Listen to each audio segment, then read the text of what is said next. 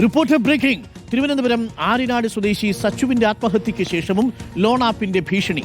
സച്ചുവിന്റെ മരണശേഷവും ഭീഷണി സന്ദേശങ്ങൾ എത്തിയെന്ന് പിതാവ് റിപ്പോർട്ടറിനോട് പറഞ്ഞു.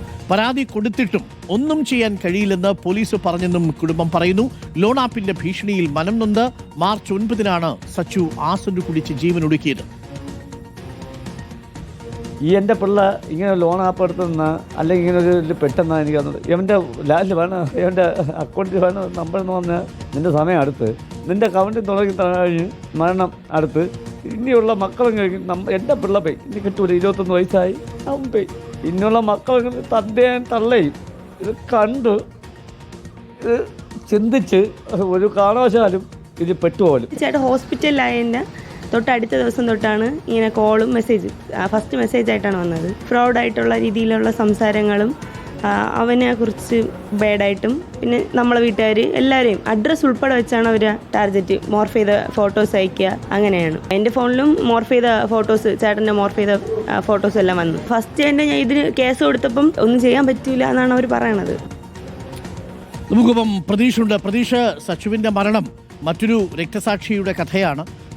മരണശേഷവും പലപ്പോഴും ഇതിലേപോലെ കോളുകൾ വരുന്നു എന്നുള്ളത് ഞെട്ടിക്കുന്ന വിവരമാണ്. അത് ഇന്നലെ നമ്മൾ പുറത്തു കൊണ്ടുവന്നിരുന്നു.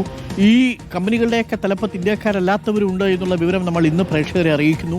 ഈ സച്ചുവിൻ്റെ കാര്യത്തിലടക്കം സംഭവിച്ചിരിക്കുന്നത് ഈ കൊലയാളി ആപ്പുകൾ വളരെ കൃത്യമായി ഈ കുടുംബത്തെ ടാർഗറ്റ് ചെയ്ത് മാനസിക സമ്മർദ്ദവും മാനസിക പീഡനവും ഉണ്ടാക്കി ആത്മഹത്യയിലേക്ക് തള്ളിവിടുന്നു എന്ന് തന്നെയല്ലേ?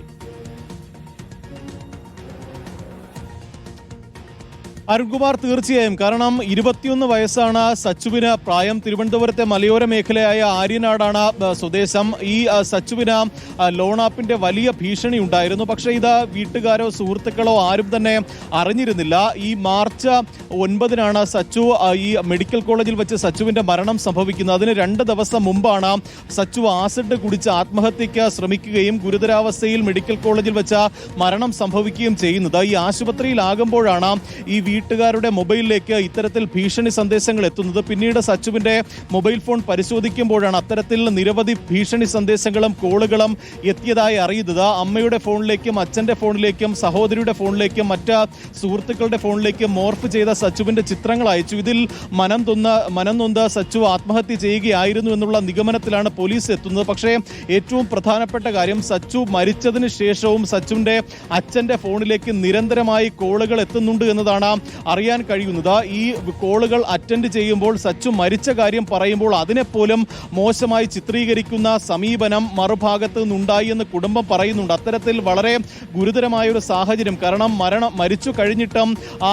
കുടുംബത്തെയും കൂടി ഈ ലോൺ ആപ്പുകാർ വേട്ടയാടുന്നു എന്നതാണ് ഏറ്റവും ഗൗരവമായ കാര്യം. തുടർന്ന് പോലീസിൽ പരാതി നൽകി, സൈബർ സെല്ലിൽ പരാതി നൽകി. സച്ചുവിന്റെ ഫോൺ ഉൾപ്പെടെ സൈബർ സെല്ലിന് കൈമാറിയിട്ടുണ്ട്. പക്ഷേ തുടർ നടപടി ഒന്നും ആയിട്ടില്ല. ഇതിന്റെ ആരാണ് ഇതിന് പിന്നിലെന്ന് കണ്ടെത്താനോ അല്ലെങ്കിൽ പ്രതികളിലേക്കൊന്നും തന്നെ നിലവിൽ എത്താൻ കഴിഞ്ഞിട്ടില്ല. അതിന് പരിമിതികൾ ഉണ്ട് എന്നുള്ള വിശദീകരണമാണ് പോലീസും ഈ സൈബർ പോലീസും നൽകുന്നത്. അതുകൊണ്ട് തന്നെയാണ് സച്ചുവിന്റെ അച്ഛൻ പറയുന്നത്. കാരണം മറ്റൊരാൾക്കും ഇത്തരത്തിൽ ഒരു ഗതി വരരുത്, കാരണം ഇതിന്റെ ഈ ചതിക്കുഴികളിൽ വീടരുത് ആരും എന്നുള്ള ഒരു കാര്യം സച്ചുവിന്റെ കുടുംബം പറയുന്നത്. ഈ ആര്യനാടാണ്. നിതിൻ രാജിന്റെ വീടിന് വലിയ ദൂരമില്ല സച്ചുവിന്റെ വീട്. 41 ദിവസം മാത്രമേ ആയിട്ടുള്ളൂ സച്ചു ആത്മഹത്യ ചെയ്തിട്ട്. അത്തരത്തിൽ വലിയ ഒരു ബുദ്ധിമുട്ട് കുടുംബം അനുഭവിക്കുന്നു. കാരണം ഒരു ജീവൻ എടുത്തിട്ടും ഇവരുടെ ഇത് അടങ്ങിയിട്ടില്ല എന്നതാണ് ഏറ്റവും നിർഭാഗ്യകരമായ കാര്യം. മരിച്ചു കഴിഞ്ഞിട്ടും നിരന്തരം കുടുംബത്തെ വേട്ടയാടുകയാണ്. മറ്റ് വഴികളില്ലാതെ ആ നമ്പർ ബ്ലോക്ക് ചെയ്ത് വച്ചിരിക്കുന്ന ഒരു സാഹചര്യമാണ് ഇപ്പോൾ സച്ചുവിന്റെ കുടുംബത്തിനുള്ളത്. അരുൺകുമാർ. ഓക്കെ, പ്രതീക്ഷയാണ് വിവരങ്ങൾ നൽകിയത്.